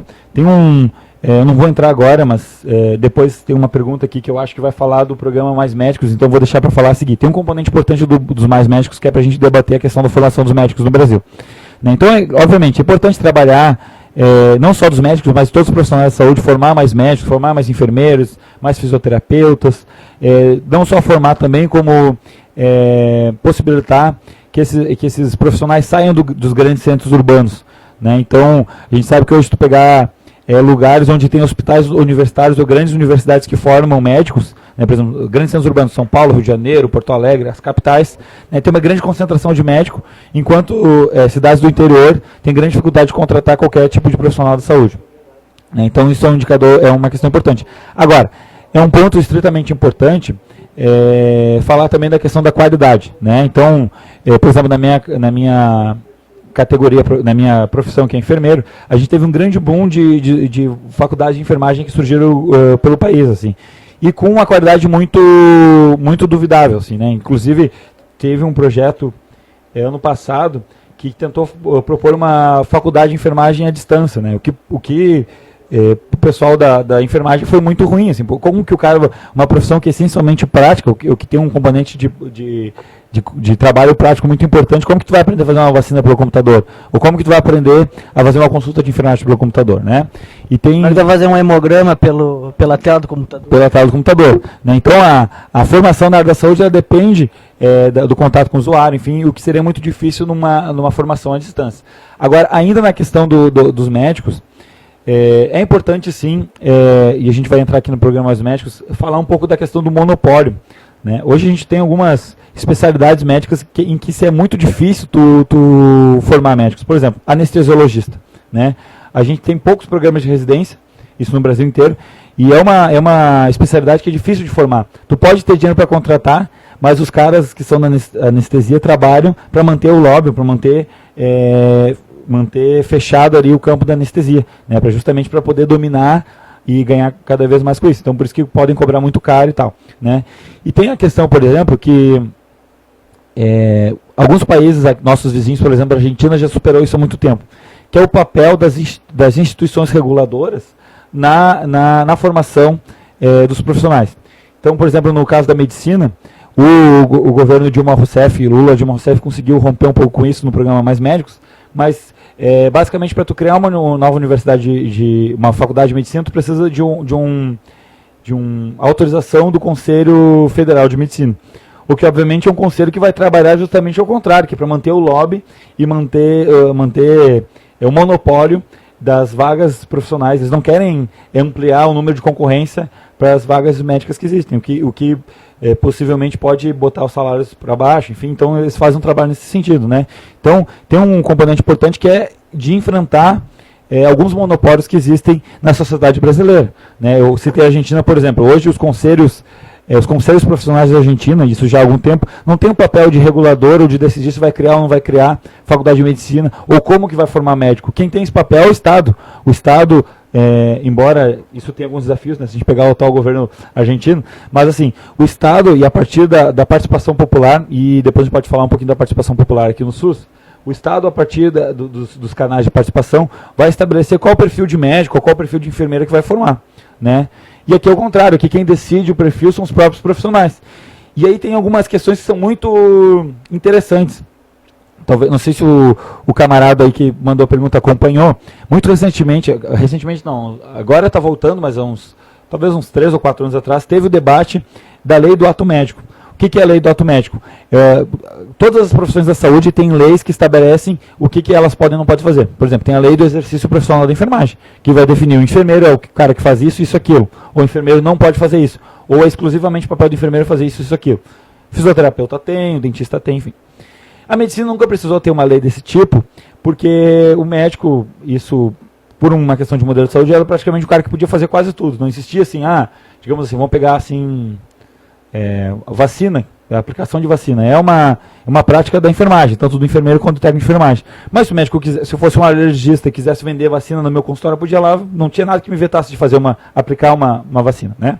Então, a lei do ato médico foi uma lei que foi criada, foi quase aprovada e foi barrada pelo governo Dilma, e agora estão tentando botar de novo em pauta, que é uma lei que estabelecia quais práticas eram privadas do trabalho médico. Então, por exemplo, pegar alguns exemplos disso, assim, né? O que, na realidade, o que eles defendiam que era para qualificar a saúde era, na verdade, um movimento de reserva de mercado, como a gente falou. Por exemplo, a acupuntura, né? Os médicos, o texto inicial, depois foi modificado, previa que a acupuntura no Brasil poderia só ser feita por médico com especialização em acupuntura. Só que qualquer pessoa que estuda um mínimo de acupuntura vai saber que isso é uma tremenda bobagem, porque a medicina tradicional chinesa era muito anterior à medicina que a gente aplica, a medicina ocidental, né? Então, assim, e é um outro tipo de concepção de corpo humano, outro tipo. Então, tu regrar a medicina, uma prática tradicional, secular, a uma categoria profissional, né? Muito provavelmente os grandes mestres da acupuntura chinesa sequer entraram na universidade. Né? Então, veja como é o poder do lobby que algumas categorias podem fazer ou não. A outra questão é a questão do parto, né? Que o parto no Brasil poderia ser só feito por médicos. Hoje a gente sabe, por exemplo, que o enfermeiro pode fazer parto. Na Inglaterra, como a gente falou do sistema, né? A grande maioria dos partos que a gente chama popularmente de partos normais, mas os partos, vou usar o termo mais científico, os partos vaginais, né? Que são... na Inglaterra, a grande maioria dos partos que a gente chama de normais são feitos por enfermeiras, obstetras que têm treinamento para isso, né? O que, enfim, tem vários... Essa questão do parto também entra a própria pressão que muitos médicos fazem para a mãe fazer cesariana. Exatamente, para tu ver como que, imagina se essa lei fosse aprovada, né? A gente já tem no Brasil, e principalmente nas áreas urbanas, um altíssimo índice de parto cesáreo. Né? O Rio Grande do Sul é campeão, né? Nacional, assim. Comparado, inclusive, o pessoal gosta de comparar, né? Ah, mas isso aí é coisa de primeiro mundo e tal. Não, inclusive, países que o pessoal chama de primeiro mundo, países europeus fazem muito menos parto cesáreo do que a gente. Então o Brasil está retrocedendo, né? A partir disso. E sem falar no tema das parteiras, né? Hoje, aqui, talvez em algumas regiões mais urbanas, a gente consegue ter acesso pelo menos ao parto no hospital, tem regiões que as pessoas ficam muito distantes do próximo obstetra. Então imagina tu obrigar que, né, imagina se as parteiras lá do norte do país fossem presas por estarem praticando medicina ilegalmente, por estarem fazendo partos. Pessoas que fazem parto há 40, 60 anos, né, iriam ser presas porque poderiam ser presas por praticar medicina ilegalmente se essa lei fosse aprovada. Então, para ver como que funciona a questão do lobby. Uma profissão pode, inclusive, fazer lobby para reservar um mercado para ela, assim, né? E sem falar que, por exemplo, hoje a primeira profissão que mais existe no Congresso brasileiro a formação é direito, né? A segunda maior é medicina. Então a gente tem muitos médicos que trabalham pela categoria médica porque eles tiveram capacidade de se organizar e formar médicos para isso, né? Mas o tema do enfrentamento de alguns lobbies é importante. Mas obviamente a qualificação, mas o que a gente defende é o seguinte, que uma qualificação a partir das necessidades e da realidade da população brasileira.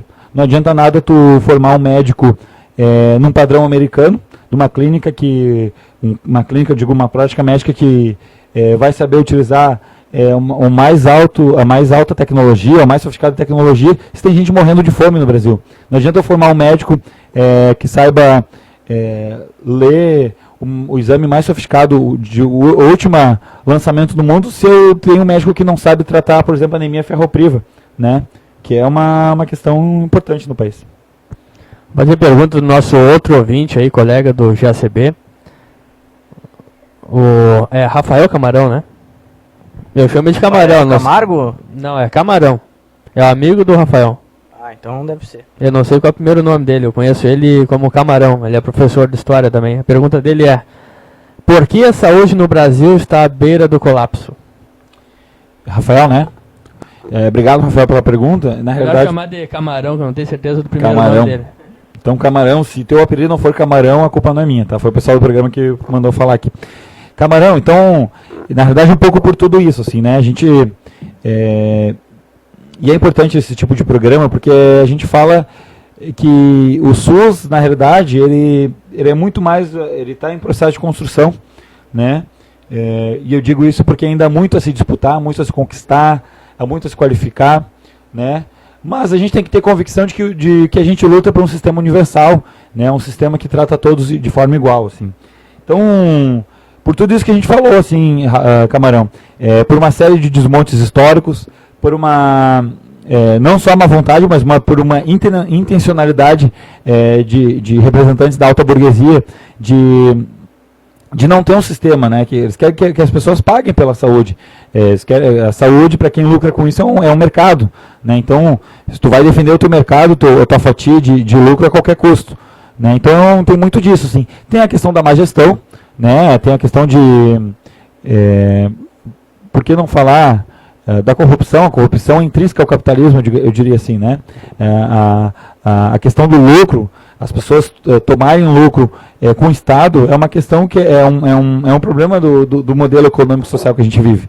Então, obviamente que as pessoas vão se utilizar desse Estado de qualquer forma para poder ganhar a sua fatia. E quem sofre com isso é a população. E, sobretudo, a população é mais vulnerável desse país, né? Então, a gente fala de um SUS que é um sistema único, mas eu costumo dizer que a gente tem vários, não tem plural para essa palavra, mas eu uso SUSes. A gente tem vários SUSes no Brasil.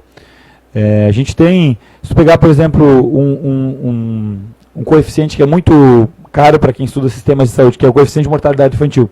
Né? Para dizer assim, ó, se uma nação não cuida das suas crianças, vai cuidar de quê? Então a gente tem diferenças no coeficiente de mortalidade infantil entre regiões do país que é galopante. Né?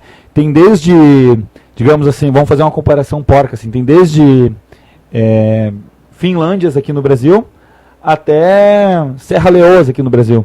Se a gente comparar, né, desde cidades que têm índices de mortalidade infantil comparado com Serra Leoa, criança morrendo de fome, né, criança morrendo de, enfim, né, de doenças, como o próprio Rodrigo citou agora, né, do caso da leishmaniose. Leishmaniose, né, que doenças que teriam que ser erradicadas.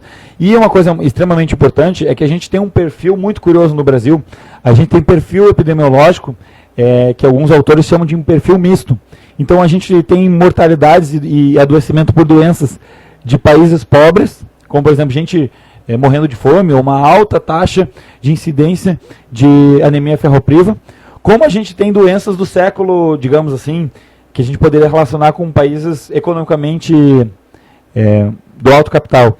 Por exemplo, a expectativa de vida de algumas regiões com expectativa de vida de 80 anos, né, pessoas morrendo de obesidade, né, com doenças relacionadas à obesidade, né, que são pessoas que não são privadas de alimentação. Então a gente tem no mesmo país uma criança que morre de fome e uma criança, sei lá, com 10 anos que vai ter um infarto agudo do miocárdio porque tem sua taxa de colesterol, né? Enfim, então a gente tem um país de grandes diferenças, né? Então, e bom, acho que depois a gente vai debater um pouco da questão das saídas para isso, né? Bom, tu comentaste há pouco tempo sobre a questão dos Mais Médicos, né? E tem uma pergunta que vai nesse sentido. Qual o impacto de programas como Mais Médicos no SUS? É interessante. Na verdade, quando o pessoal mandou o roteiro do programa, eu não alterei em nada, achei que estava bom, assim, que tinha temas pontuais. E o Mais Médicos é um assunto muito recente, assim. Eu fui me preparar um pouco para o programa e fui procurar na internet quais seriam críticas, né, ao programa Mais Médicos, assim. Então, eu achei algumas críticas muito boas, assim, críticas no sentido qualitativo e tal, mas a grande maioria das críticas eram de pessoas que não conheciam absolutamente em nada o programa Mais Médicos, assim. Por exemplo, vamos trazer escravos cubanos para trabalhar na saúde do país, ou vamos... Eu até acredito que essa visão de escravos cubanos é muito difundido pelos sindicatos médicos. Por exemplo, um Simers da vida, que tem lá um Margolo, que é um cara conservador. Exatamente. Difundindo essas visões em programas. Se tu pegar a postura do sindicato ou do Conselho Nacional de Medicina com relação ao programa Mais Médicos, tu vê um pouco daquilo que a gente estava falando do lobby. Então, assim, e muitos falavam assim, o governo Dilma está querendo escravizar os médicos brasileiros, né? Escravizar, porque tinha não foi exatamente colocado em prática isso, né? Mas uma das propostas é que o cara, quando se formasse em medicina, sobretudo em universidade pública, tivesse lá um período de trabalho de 2 anos, né, que tu receberia uma bolsa. E aí eu fui olhar para essa bolsa, né? É uma bolsa de R$7.000, né?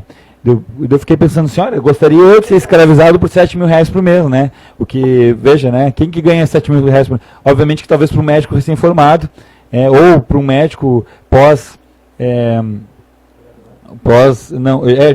pós-residência, talvez seja um salário baixo, né? Talvez em grandes capitais, mas eu como enfermeiro vou esperar a minha vida inteira e não vou ver R$7.000 na minha conta por mês. Então é um grande debate. O programa Mais Médicos, ele tem vários fatores, ele tem vários componentes, aliás. Tem o componente que é realmente da força de trabalho, que é a partir dessa análise que se tinha dificuldade de conseguir médicos para trabalhar, sobretudo nas áreas mais isoladas do país, né? Então a gente está falando de regiões, por exemplo, que tinha, sei lá, uma concentração muito grande de médicos, sobretudo perto de centros formadores e tal. e regiões que as pessoas estavam a não sei quantas horas de barco do médico mais próximo, né? Então, o programa Mais Médicos, ele tem, para mim, ele foi um dos programas, apesar de todas as críticas que a gente possa ter a ele, né, e as críticas a gente vai a seguir, assim, mas ele, para mim, foi um dos programas mais interessantes do governo Dilma, né, e o governo do período Lula-Dilma, assim, né, sobretudo porque ele fez um pouco desse enfrentamento ao monopólio da categoria médica, assim, né, que pegava que tinha uma influência muito grande nessa questão, né?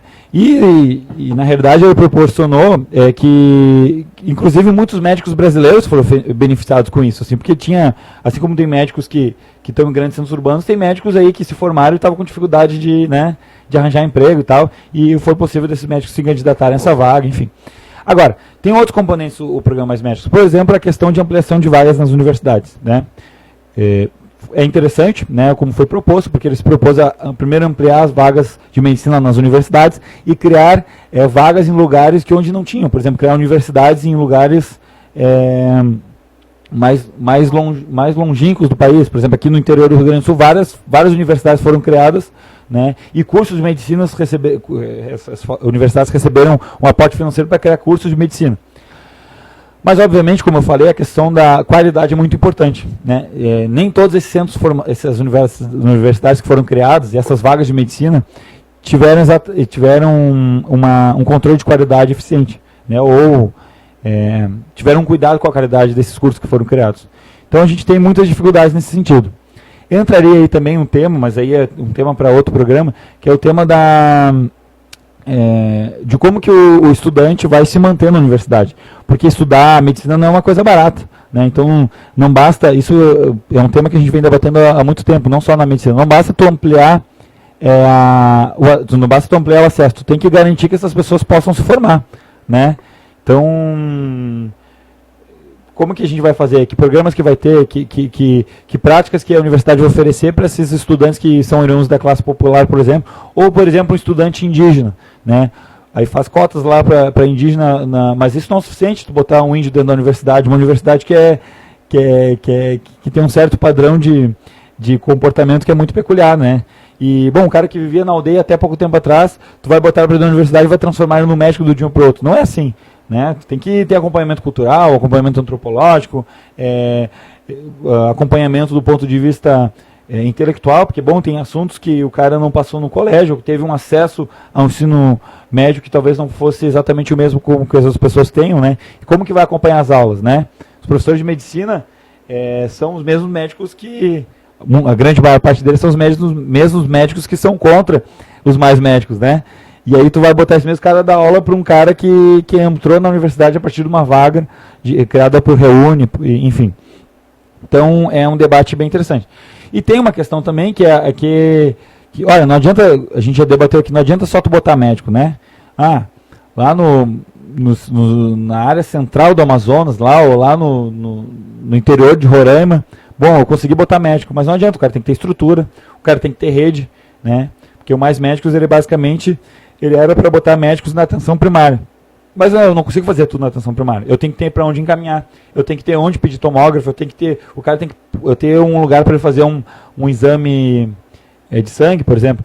Então, na realidade, o Mais Médicos ele foi um pontapé inicial só, né? Mas vale lembrar que o Mais Médicos talvez um dos programas do último governo que teve a maior aprovação da população. Gente que há muito tempo não viu um médico, né? Enfim, teve acesso ao médico. E agora as críticas, e é importante do Mais Médicos a gente separar as falsas críticas, né? Por exemplo, assim, que os médicos cubanos eram mal qualificados, ou que botaram médico venezuelano, ou que não sei o que eram mal qualificados, como se a medicina brasileira fosse exatamente homogênea e a melhor medicina do mundo.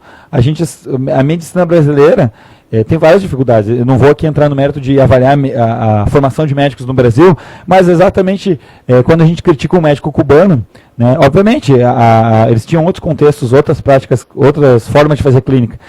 Mas quando a gente critica o médico cubano, esquece de criticar, por exemplo, um médico que foi envolvido aqui num dos maiores casos de abuso sexual em série. Né? Todo mundo lembra daquele médico que fazia inseminação artificial e abusava um monte de mulheres. Parece que foi solto por ter mais de 70 anos, né? Exatamente.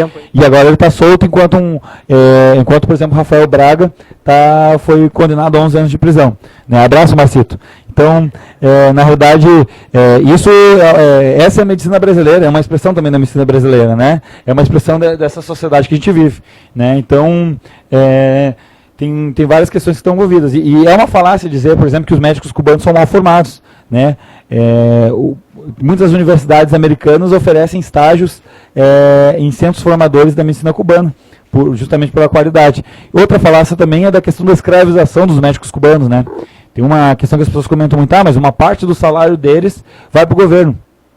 Na realidade, é uma outra concepção de acesso de emprego, né?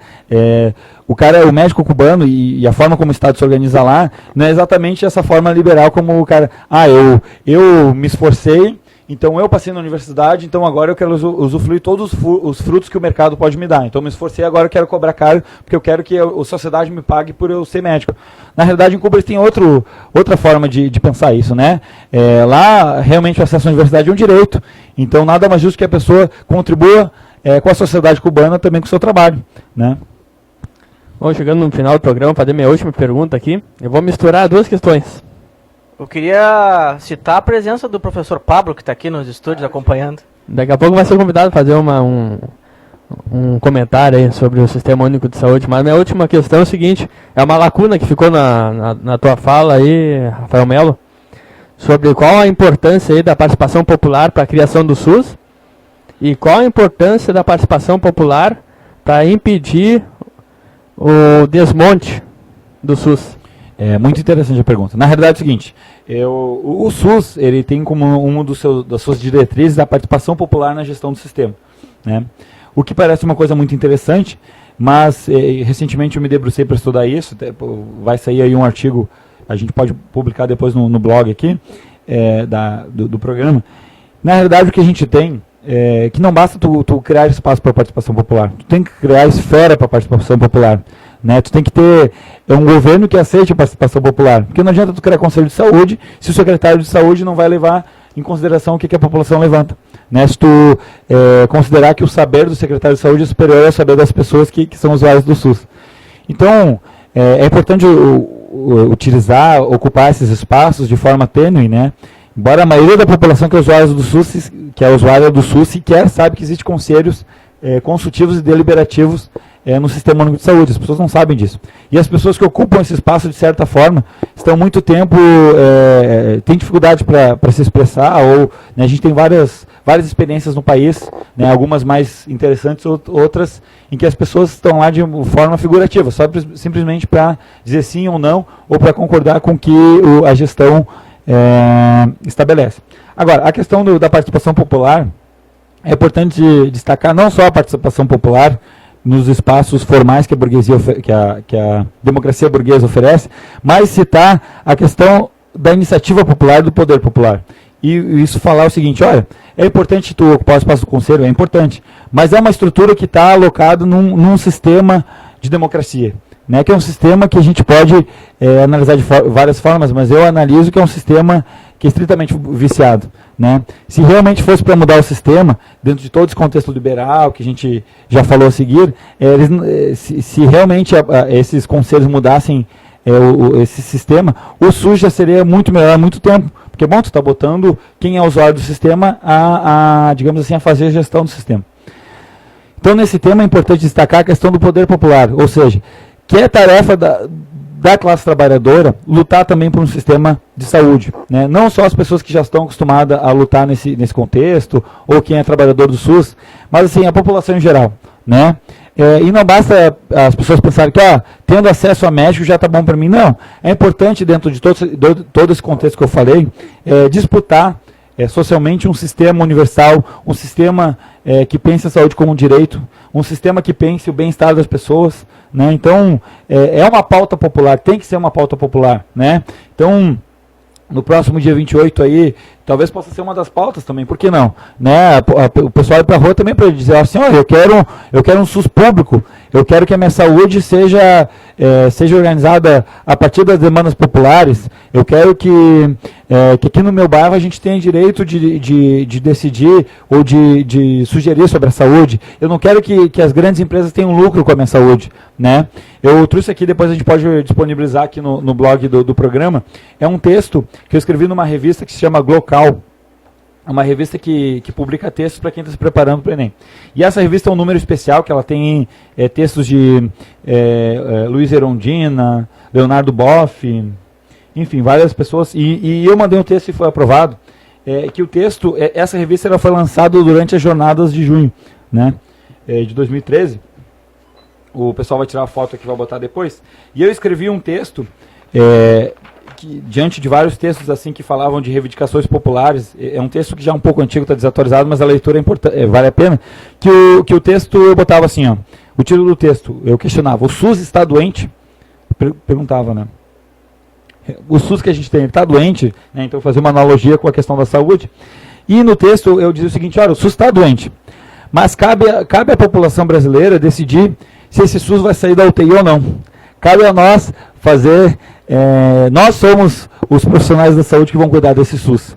Não adianta a gente esperar pela boa vontade de um governo. Não adianta a gente esperar pela boa intenção de um governo mais ou menos progressista ou mais ou menos representante da classe trabalhadora. Vai ter que ser a classe trabalhadora, como a grande maioria dos direitos sociais, que vai ter que arrancar do Estado burguês esse direito.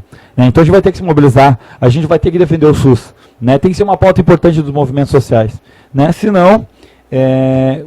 num período muito próximo, né, a gente vai estar perdendo qualquer acesso público à saúde e a gente vai, com certeza, isso eu posso afirmar com a clareza de quem é trabalhador da saúde, quem também é pesquisador, sanitarista, que a gente vai estar retrocedendo anos do ponto de vista da qualidade do nosso sistema de saúde e do acesso à saúde. Em muito pouco tempo, se a gente não defender o nosso sistema, a gente vai estar vendo aí um aumento da mortalidade infantil, uma diminuição da expectativa de vida, gente pobre, gente da periferia cada vez mais morrendo, né? Então é importante defender um sistema como esse, com certeza. Vamos nos encaminhando aqui para o final do programa, e eu queria saber se o Pablo tem alguma consideração a fazer, algum comentário sobre o tema de hoje, que é SUS. Quem sabe, para motivar a tua participação mais ativa, quem sabe... divulga o programa que tu vai fazer depois, Pablo. Sobre tua pesquisa sobre as vilas de Maloca de Porto Alegre, tu chegou a pesquisar sobre alguma relação do SUS com essas vilas de Maloca? Boa tarde. Não, assim, especificamente não... Até porque o SUS, claro, é um tema que eu não sou completamente leigo, né? Mas o SUS, ele veio com a Constituição de 88, é isso? Exato. Aí a minha pesquisa já é anterior. Como curiosidade, assim, já que tu perguntou, Rafael, eu me lembro que de ter, nas pesquisas que eu fiz em jornais, né, da época, do início da Restinga, de casos, né, que dificilmente o sistema público chegava lá. Eu não sei como é que era isso na década de 60, né, mas de casos de pessoas mulheres que pariam na rua, doentes terminais que não tinham atendimento porque as ambulâncias não entravam, né, na Restinga sem acompanhamento policial, né, e aí eu vi tem até uma reportagem lá em casa assim, mostrando, né, uma guria que pariu embaixo de uma árvore, um doente de câncer que a polícia saiu do posto para atender uma ocorrência, a SAMU chegou ali na entrada e não entrou, né, então era uma precária assim, nesse ponto. Agora, a minha opinião em relação ao SUS, né, como leigo, eu só acompanho, assim, tem alguns amigos que participam de movimentos sociais da saúde, do sistema público, né, tem uma prima, inclusive, lá em Brasília, que participa do Conselho Nacional de Saúde, eu acho, uma coisa assim. Sim.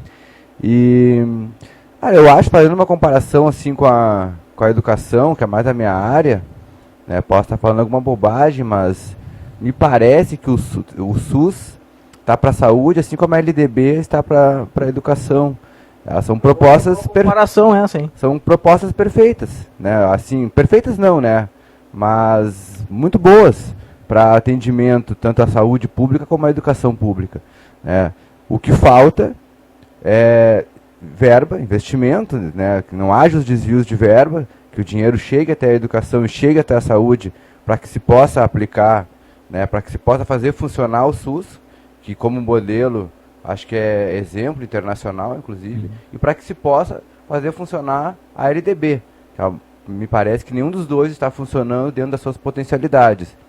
E mais uma questão também, que eu acho que é um drama aí para a questão da saúde, como é para a educação, é que os profissionais que trabalham na saúde, no SUS e na educação pública abracem essa causa e façam funcionar da forma como é. A gente vê assim relatos de médicos do sistema público que não atendem como deveriam, né? Atendem em vez de por horário, atendem por fichas, por atendimento, né?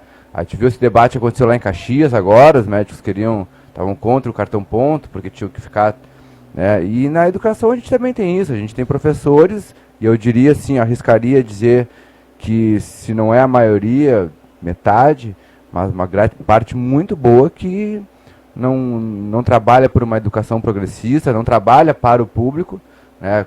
Como os médicos parece que também não trabalham, alguns, né, para os usuários do sistema de saúde, muitos professores não trabalham para os seus alunos, trabalham para si mesmos, né?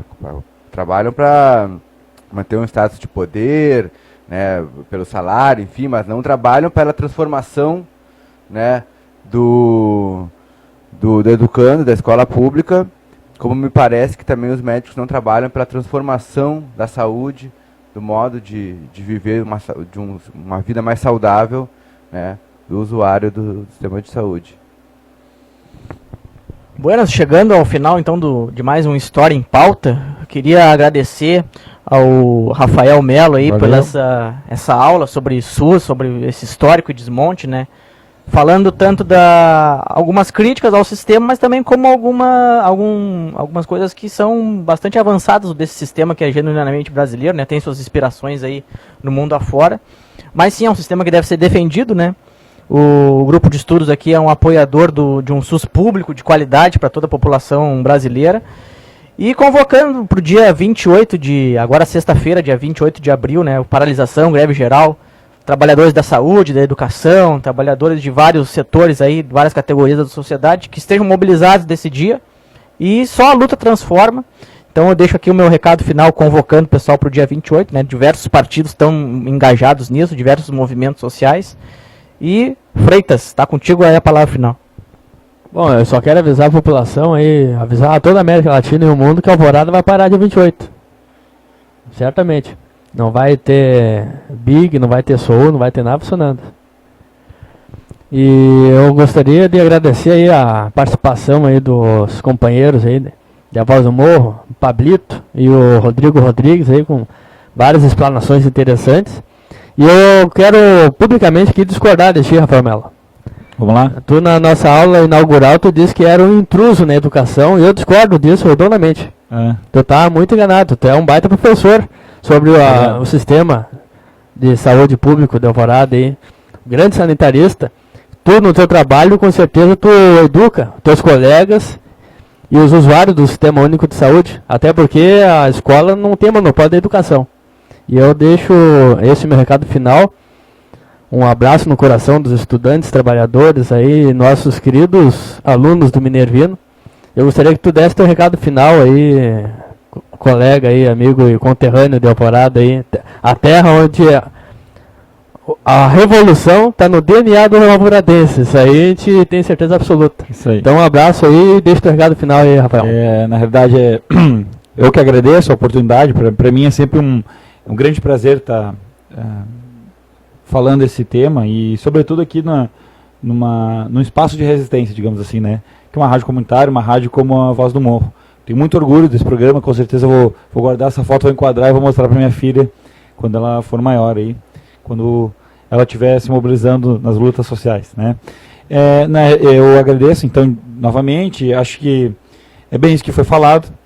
Quando eu falei que eu era intruso, porque, na verdade, a gente sempre começa por baixo e se der bem, sai bem, né? Senão o pessoal criar uma expectativa que eu ia fazer uma grande fala e tal. Mas é um tema que eu venho trabalhando há muito tempo, né? Desde que eu entrei para a faculdade e vi assim, olha, será que é possível a gente, como o Pablo falou ali, será que é possível a gente botar isso em prática, né?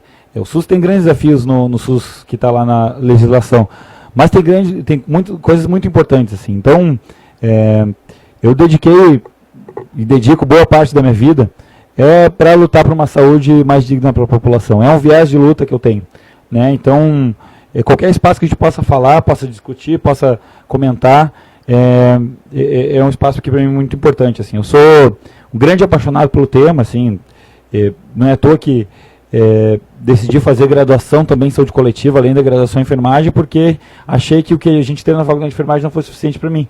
Então, fiquei mais 4 anos estudando, e toda hora estudo, gosto de ler, gosto de comentar, participo de grupos e mobilizações que tenha esse caráter. Assim. Então, eu agradeço muito a oportunidade, fico à disposição aí pelo Facebook e tal, posso botar ali o link de qualquer...